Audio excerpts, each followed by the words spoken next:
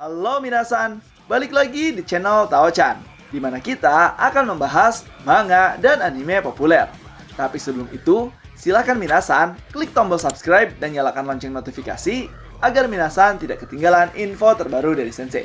Bila sudah, mari kita berangkat dan tancap gas!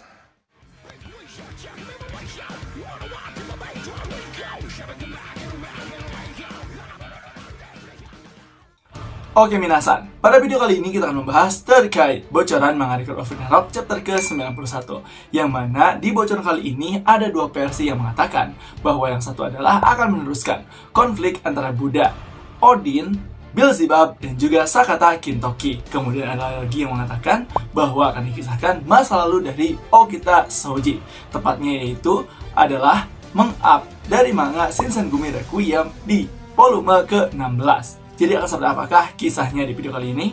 So, tanpa basa-basi lagi minasan, langsung saja tegas ke pembahasannya. Nah, seperti biasa minasan, dalam bocoran manga Record of Ragnarok kali ini diupload oleh para spoiler luar negeri fans Record of Ragnarok, yang mana ada dua nih pendapat yang mengatakan bahwa di bocoran chapter 91 ini akan mengisahkan konflik para dewa, yaitu Buddha, Beelzebub, Dewa Odin, dan juga Sakata Kintoki. Dan ada juga yang mengisahkan bahwa akan diceritakan masa lalu dari Okita Shoji, yang mana akan mengambil dari manga Shinsengumi Requiem, tepatnya itu volume ke-16, di mana Kando Isami dan juga Okita Shoji mati di volume tersebut. Dan saya di sini akan memprediksikan bagaimana kisah yang akan terjadi di chapter ke-91 ini. So, langsung saja kita gas ke pembahasan yang pertama.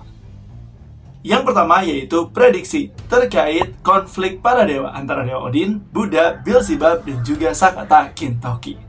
Seperti yang kita tahu bahwa di Record of Ragnarok ini ternyata dalangnya adalah Dewa Odin yang ingin membangkitkan dewa primordial, yaitu Chaos. Nah, di mana Dewa Odin sendiri setelah dihalangi oleh Dewa Thor agar tidak bertarung dengan Buddha dan juga Beelzebub, ada kemungkinan besar Dewa Odin akan langsung belak-belakan bahwa rencana sesungguhnya adalah untuk membangkitkan dewa primordial dengan mengorbankan umat manusia dan juga para dewa-dewa terkuat, khususnya dewa Yunani yang sekarang ini telah gugur. Dan bahkan kemungkinan besar di sini Odin akan langsung terus terang kepada Dewa Thor terkait rencana yang sebenarnya. Dan ada kemungkinan Dewa Thor di sini tidak setuju, karena seperti yang kita tahu bahwa pada saat konflik antar dewa tersebut, Dewa Thor lah yang memisahkan mereka dengan alasan bahwa orang-orang harus menghormati para pejuang yang telah mati di medan pertempuran. Kemudian, bila memang Dewa Thor ini tidak menyetujui apa yang direncanakan oleh ayahnya, yaitu untuk merebut kembali Valhalla di tangan para dewa Nordik, ada kemungkinan nih Dewa Thor akan berkoalisi dengan Buddha dan juga Beelzebub untuk menghalangi rencana Dewa Odin. Dan Dewa Odin pun akan tetap terus mengedepankan rencananya untuk membangkitkan dewa primordial.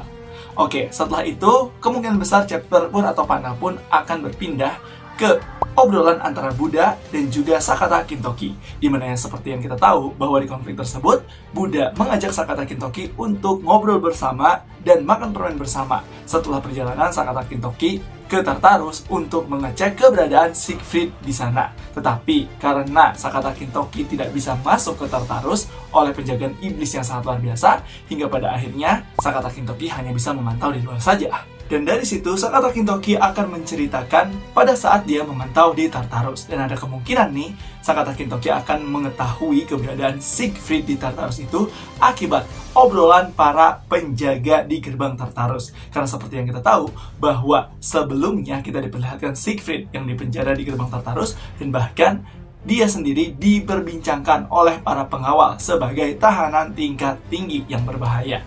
Dan oleh karena itulah ada kemungkinan di sini Sakata Kintoki akan menceritakan perjalanannya di gerbang Tartarus dan juga membocorkan bahwa keberadaan Siegfried ada di sana.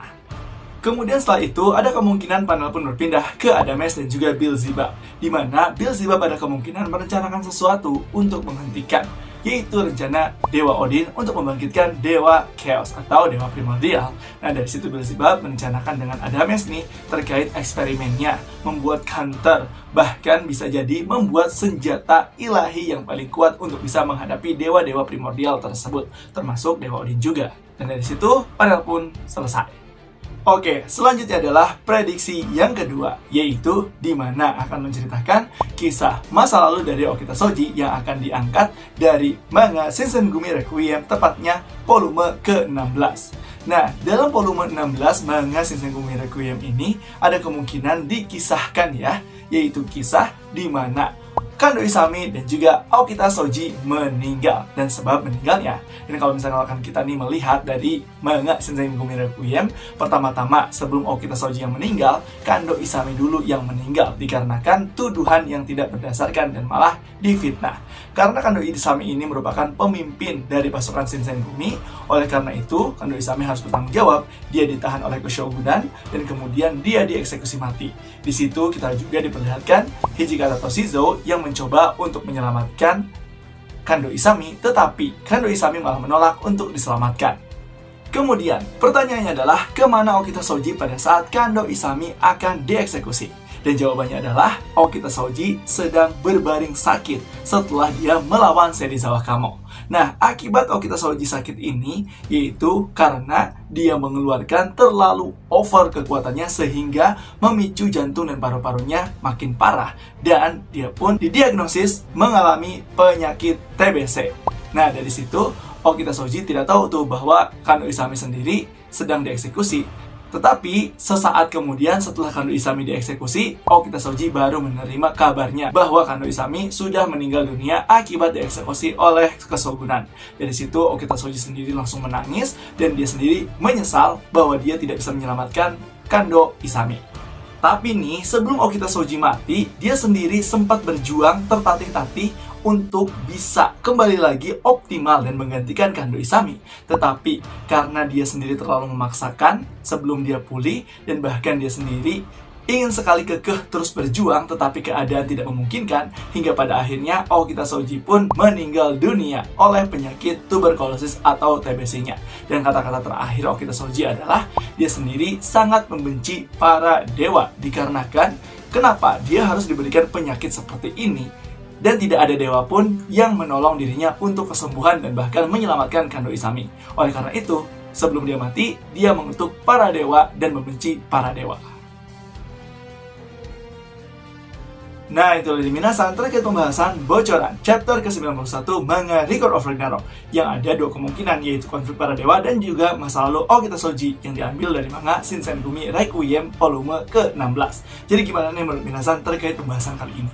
Apakah make sense atau punya pendapat lain? Langsung aja kita diskusi di kolom komentar ya. Dan jangan lupa untuk like, comment, dan subscribe. Selalu tetap saksikan di channel Tawacan agar minasan tidak ketinggalan informasi terbaru dari Sensei. Sekian dari Sensei, and bye-bye!